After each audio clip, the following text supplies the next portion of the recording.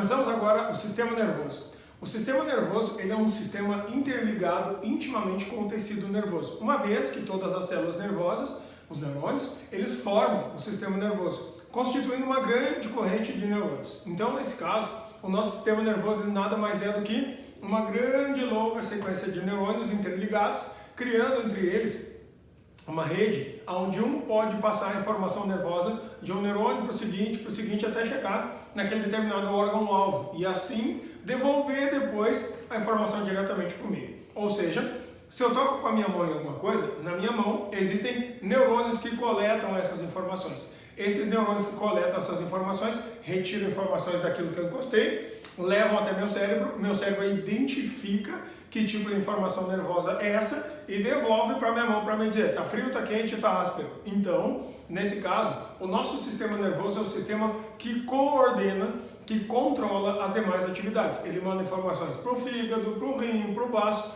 para o pâncreas, para o coração. Então, o nosso sistema nervoso ele coordena os demais, reconhece e recolhe as informações que nós temos no meio, identificando para a gente então o que é necessário fazer, o que o teu corpo tem que reagir, se tem que sentir frio, se tem que sentir calor e assim por diante. Então, o nosso sistema nervoso, já que é uma grande sequência de neurônios, ele na verdade é dividido em dois grandes grupos de partes, de peças ou de órgãos, que são o sistema nervoso central e o sistema nervoso periférico. Para nós, o sistema nervoso central é aquilo que vai estar no eixo cabeça-coluna. Então, está dentro da tua cabeça e vai por dentro da tua coluna. Ou seja, está dentro dessa área da cabeça e segue por dentro da nossa coluna.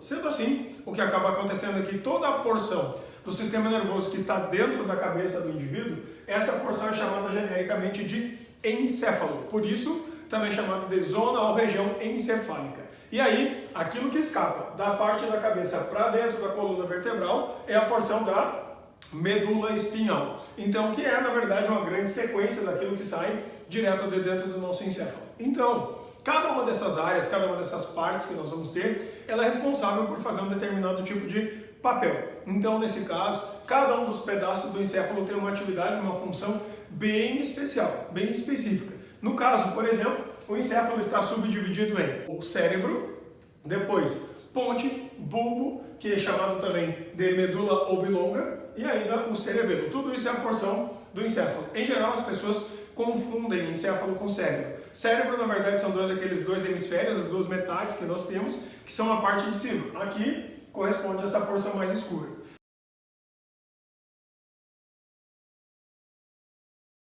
Segundo, debaixo do cérebro, a gente vai ter uma parte chamada de corpo caloso. Esse corpo caloso, na verdade, é onde nós vamos ter a emenda dos dois hemisférios cerebrais. É como se fosse um apoio aonde o cérebro se encaixa em cima. Então, na verdade, esse corpo caloso ele é formado por 12 pares de nervos cranianos que saem do cérebro para baixo, formando uma estrutura que se enraiza, se enrosca assim, formando justamente essa estrutura em forma de um X, aonde tudo aquilo que passa no lado direito do hemisfério vai com os nervos para o lado esquerdo. Tudo aquilo que passa no lado esquerdo do hemisfério vai para o lado direito. Então, todas as nossas funções coordenadas pelos nossos hemisférios direito e esquerdo são coordenadas de maneira contrária. O meu lado direito do cérebro coordena todo o meu lado esquerdo e o meu lado esquerdo coordena todo o meu lado direito, trocando as informações. Vale para todas as atividades que eu faço com o braço e com a mão, com a perna direita, e vale também tudo aquilo que eu faço com a perna e com o braço esquerdo também. Vai valer para os olhos também. O nosso olho esquerdo vai formar uma informação do lado direito lá no nosso cérebro e o nosso olho direito vai formar a informação lá do outro lado também. Sendo assim, tudo funciona em X, ao contrário. Sendo assim, o que acaba acontecendo então é que o nosso cérebro é onde todas as informações vão chegar. Ou seja, frio, calor, umidade, lembranças, memórias, aprendizado, tudo acontece nessa área. Então essa porção toda do cérebro, ela está subdividida por áreas. Por exemplo, na primeira parte, nós temos que seria o lobo frontal do cérebro, é onde nós guardamos as nossas emoções, onde a gente tem algumas lembranças, onde a gente guarda aquelas relações de amizade, de afeto e tal, tá tudo aqui. nessa primeira parte. No segundo lugar, bem na lateral da cabeça, assim, é onde ficaria a nossa parte da orelha. Nós vamos ter o centro de audição e logo imediatamente do lado o centro de fala. Significa que alguém que bata a lateral da cabeça, se acertar essa porção do cérebro, pode eventualmente acabar tendo problemas então de fala e também de audição. É por isso que é muito comum que acidentes que lesionem essa área possam fazer a pessoa perder tanto a fala quanto a audição. Assim como problemas genéticos que possam vir a fazer o indivíduo ter algum problema de desenvolvimento nessa área, pode fazer a pessoa nascer surda-muda, porque é muito provável que dê problema nos dois pontos do cérebro, uma vez que são um do ladinho do outro.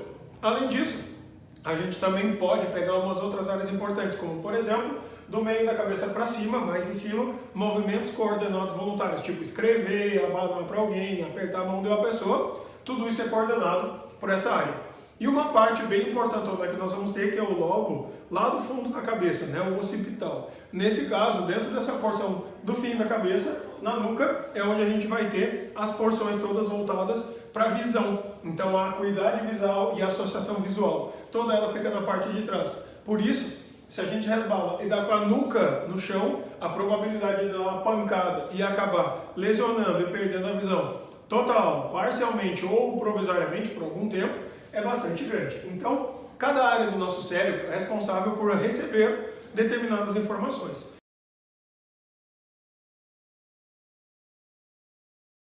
Se eu pegar o cérebro de uma pessoa e cortar ele transversalmente, tipo, tirar uma tampinha, assim, ó, desse jeito aqui, ó. Se a gente corta uma tampinha, o que a gente veria é que o cérebro é dividido em duas partes pelo lado de dentro, que seriam assim distribuídas. A parte mais escura, que é a parte de fora, que nós podemos chamar de massa cinzenta, e a porção interna, que é a porção medular, é a parte então chamada massa branca. A massa cinzenta, ou massa escura, é aquela onde estão todos os corpos celulares dos neurônios. E a parte de dentro, que é a massa branca, é onde estão os axônios dos neurônios. Então toda a informação chega pelo lado externo, o córtex, e mergulha para o lado de dentro, que seria a medula do cérebro. Aí, nesse caso, as informações chegam assim, mergulham para dentro e são levadas para dentro da medula espinhal. E aí vai ser esparramado pelo teu corpo. Só que aí que tá, o cérebro faz esse papel, reconhece, recebe e devolve informações. Só que aí, algumas outras partes do nosso encéfalo são responsáveis por fazer outras atividades. Por exemplo, com a associação de ponte e bulbo, que forma essa estrutura grande aqui embaixo, que é o cálcio, o apoio do cérebro, nós temos uma região chamada de região do tálamo. Nessa região do tálamo nós temos a formação de uma glândulazinha mega famosa, que nós vamos falar em outro assunto depois, que fica mais ou menos aqui, ó.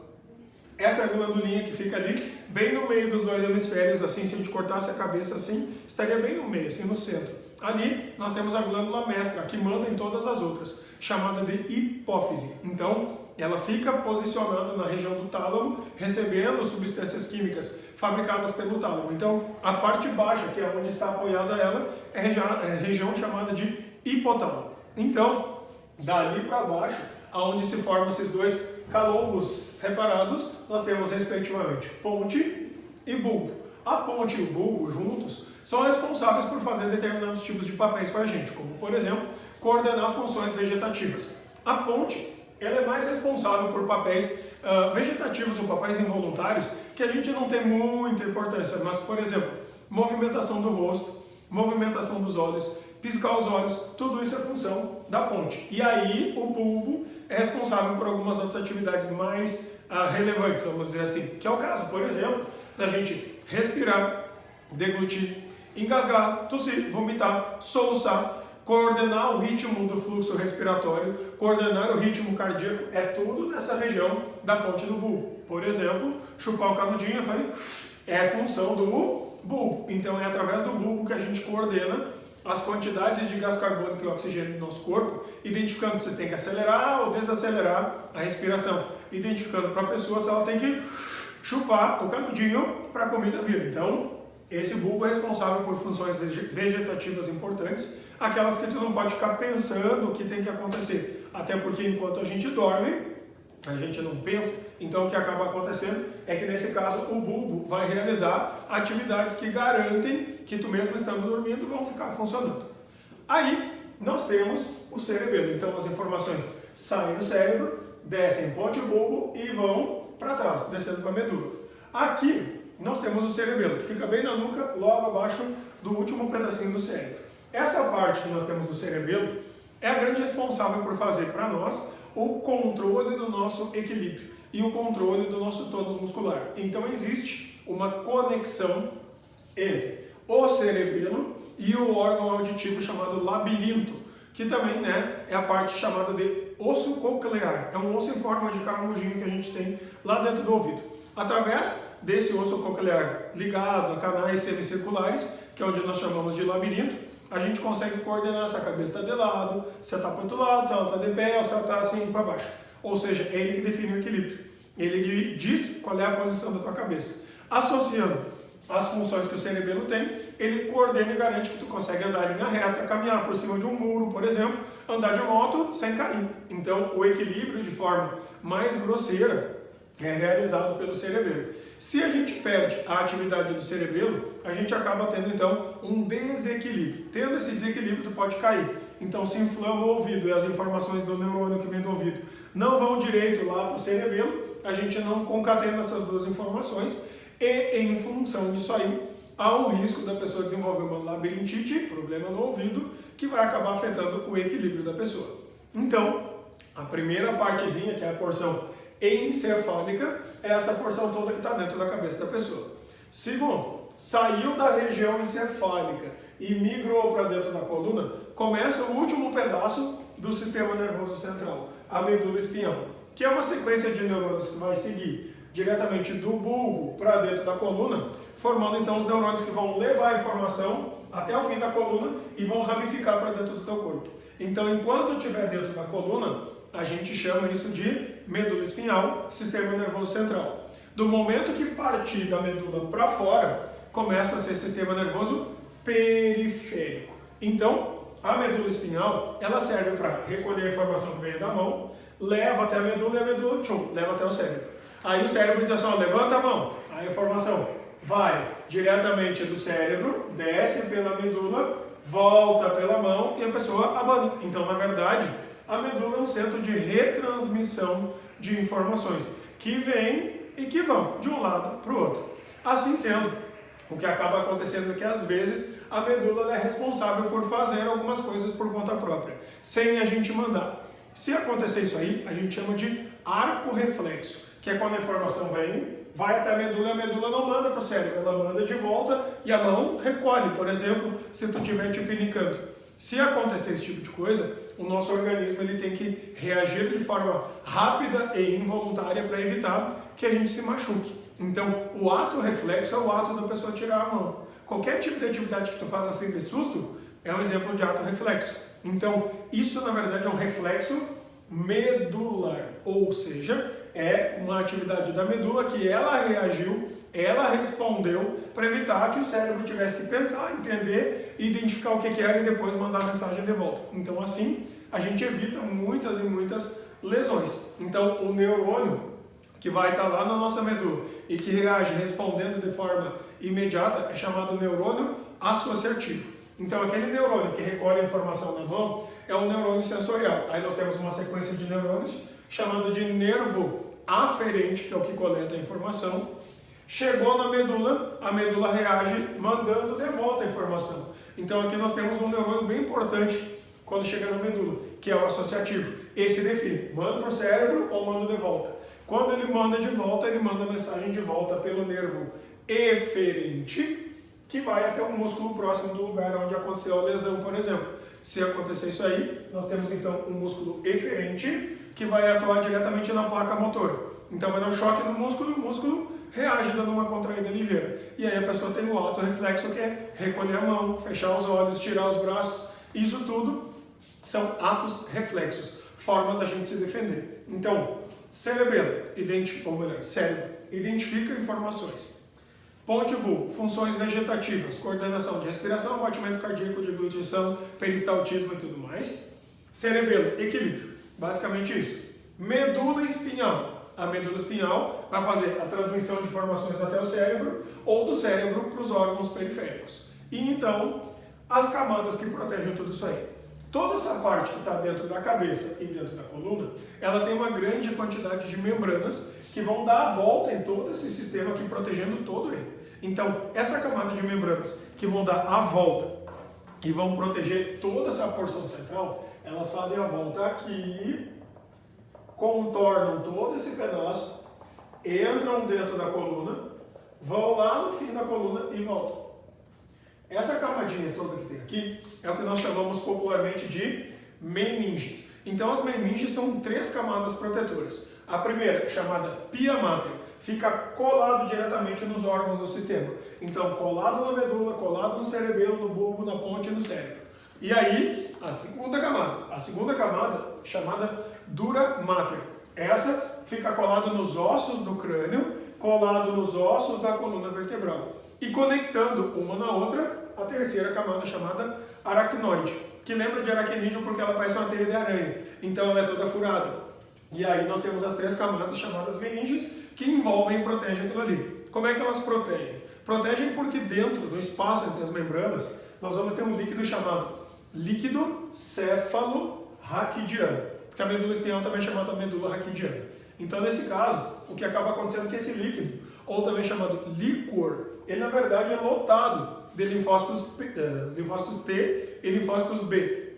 Aí o que acaba acontecendo? Esses linfócitos ficam circulando por ali e se entrar algum patógeno eles tentam atacar e tentam destruir. Sendo assim, o que acaba acontecendo é que quando a gente tem uma meningite, significa que esses agentes patogênicos invadiram essa área e não deu tempo dos linfócitos conseguirem matar eles. E aí há uma grande probabilidade de atacar o sistema nervoso central e isso pode levar a pessoa à morte. Por isso que uma meningite, independente do tipo de agente patogênico que cause, pode eventualmente ser fatal.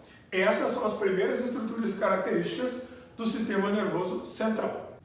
O segundo pedaço do sistema nervoso é o sistema nervoso periférico, ou seja, aquilo que está na periferia do sistema nervoso central. Se nós lembrarmos que o sistema nervoso central é aquilo que está entre a cabeça e a parte da medula, tudo aquilo que sair da medula para as margens é a porção toda que a gente vai ter de sistema nervoso periférico.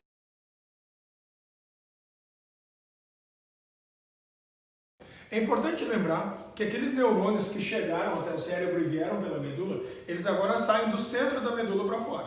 Portanto, se a gente pegar e cortar agora uma tampinha, não mais do cérebro, e sim da medula, tirando um pedaço daqui, a gente vai ver que a medula, na verdade, ela é escura pelo lado de dentro e tem um formato similar a um X, assim, que é onde nós vamos ter a porção agora dos corpos celulares dos neurônios. E aí, pequenos nervos que se ramificam a partir dela. Sendo assim, as cores da medula em relação àquilo que a gente tinha no cérebro são invertidas. Então a gente vai ter agora uma massa cinzenta por dentro da medula e uma massa branca por fora da medula. No cérebro a gente tinha uma massa cinzenta por fora e por dentro uma massa branca. Então, tudo aquilo que partir da medula para a margem são a parte dos nervos. Então, na verdade, o sistema nervoso periférico ele é constituído de 2 grupos de órgãos, nervos e gânglios. A gente pode falar assim de forma extraoficial que os nervos, na verdade, são correntes de neurônios. Sequências onde tu tem um neurônio ligado no outro, no outro, no outro, e assim vão, formando uma grande corrente. Se tu interromper um desses no meio, cortou a passagem. E aí tu precisa criar um caminho alternativo. Normalmente, quando a gente está crescendo, está aprendendo, a gente cria sempre o menor trajeto de neurônios possível. Cada vez que tu vai ter que recriar, normalmente vai recriar um caminho mais longo, o que vai implicar em fazer uma atividade de forma mais lenta e demorada. Então, nesse caso aí, o que acaba acontecendo é que os nossos nervos, eles são neurônios alinhados. Então, seria toda essa linha pontilhada aqui, ó, que vai desde a parte da medula até um determinado órgão-alvo, que pode ser o braço, a mão, os dedos, o nariz, qualquer órgão. E aí, o segundo pedaço, que são os gânglios nervosos. Os gânglios nervosos, na verdade, são tipo umas bolinhas, tá? Por isso que eu coloquei aqui, ó. São bolas de neurônios. São neurônios acumulados em forma mais esférica. Nesse caso, tu pode ter 2 grupos de neurônios na forma de bolinhas. Primeiro, os neurônios que vão acabar ficando perto da porção da medula, que são do sistema nervoso simpático, e aqueles gânglios nervosos, as bolinhas, vão ficar longe da medula, mas perto do órgão-alvo. Nesse caso aqui, um nervo que está aqui, que vai ter a parte do gânglio, ele vai ter aqui, neste gânglio, um gânglio do sistema nervoso periférico simpático. Aquele nervo que vai estar lá no canto, perto da mão, onde nós temos um segundo gânglio, agora é um gânglio distante da medula, portanto vai ser um longe, fazendo parte do parasimpático. Então aqui seria do sistema nervoso periférico parasimpático. Só que nesse caso aqui, a grande diferença do simpático para o parasimpático não é de que ele é feito, porque na verdade os nervos e gânglios constituem o sistema nervoso periférico. Só que aí, esse sistema nervoso periférico é o seguinte, ele está recolhendo informações e levando até a medula, ou levando da medula até aquele determinado órgão que pode estar recebendo de volta uma informação. Quando acontece esse tipo de coisa, a grande questão é a seguinte, quando tu manda na informação e diz para a mão, abana, e ela abana, então a informação sai do cérebro, vem pela medula, vai pelo nervo e chega lá na mão e abana. Quando acontecer isso aí, nós chamamos essa linha de pensamento, essa linha de funcionamento, que é uma linha onde é que tu coordena uma atividade, de sistema nervoso periférico somático, porque ele tem atividades voluntárias. Mas nós sabemos que nem todas as atividades que nós vamos fazer são atividades voluntárias. Por exemplo, aquela do arco reflexo, onde tu reage assim sem olhar, ou então você defende ou tira as mãos. Quando acontece esse tipo de coisa, é uma atividade involuntária. Se acontecer uma atividade involuntária, nós temos o sistema nervoso periférico, formado de nervos e gânglios, porém autônomo ou vegetativo. Significa que faz atividades de forma autonômica, ou seja, involuntária. Tu não manda nada. E aí o que acaba acontecendo é que tu tá indo de carona, ou seja, tu não define nada. Simplesmente vai e acontece. Esse sistema autônomo ou vegetativo, que é aquele que coordena as atividades sem tu ter que ficar pensando e coordenando, ele vai fazer isso de forma simpática, acelerando atividades, como quando a gente vai estar, por exemplo, nervoso, que seca a boca, dilata a pupila, aumenta o tamanho dos brônquios, acelera o coração. Todas essas atividades são atividades do sistema nervoso simpático, da parte autônoma simpática. Agora, quando tu tá, não foi nada, foi só um susto, ou quando o teu organismo relaxa quando tu tira um tênis, ou então quando a gente tem, por exemplo, aquela vontade imensa, horrorosa de fazer xixi de manhã cedo e o que aconteceu? Liberaram-se substâncias do sistema nervoso parasimpático que vão estimular todas as atividades contrárias ao sistema simpático. Então, os gânglios que levam a informação do simpático são aqueles que estão perto da medula espinhal. Os gânglios que levam a informação do sistema parasimpático são gânglios do sistema nervoso parasimpático. Então, nesse caso aqui, simpático acelera e o parasimpático desacelera. Só que essa aceleração e desaceleração, elas na verdade basicamente dependem de coleta de informações do meio, isso é uma coisa importante, e além dessa coleta de informações, dependem também de substâncias químicas que são importantes para identificar qual dos dois sistemas é que tem que atuar, se é o simpático ou se é o parasimpático. O grande estimulante que nós temos do simpático é a adrenalina, que sai de cima do nosso rins, que fica mais ou menos nessa região aqui. Segundo, o grande estimulador do sistema nervoso parasimpático se chama acetilcolina, que normalmente é produzido na região do hipotálamo. Então, nesse caso, o que acaba acontecendo? Nós não temos atividades de todo esse sistema nervoso sem o auxílio da parte endócrina, da parte dos hormônios ou dos neurotransmissores, ou então de algum tipo de mediador químico. Quando acontece esse tipo de coisa, então, a associação do sistema nervoso mais a parte toda química que estimula essas atividades de acelerar ou desacelerar alguma coisa, a associação do sistema endócrino, que é a porção química, com o sistema nervoso, que é a porção elétrica, é na verdade o que a gente chama de sistemas integradores ou sistemas de integração. Integrando as atividades de coordenação e de estímulo químico, a gente consegue fazer então todos os papéis ou atividades funcionarem. Sendo assim, o que acaba acontecendo é que não existe atividade nervosa se não houver depois uma atividade química. Então, o próximo sistema que a gente volta a falar vai ser a parte justamente que coordena e que garante que essas atividades todas serão possíveis, que é o sistema endócrino com todas as glândulas endócrinas e o seu funcionamento.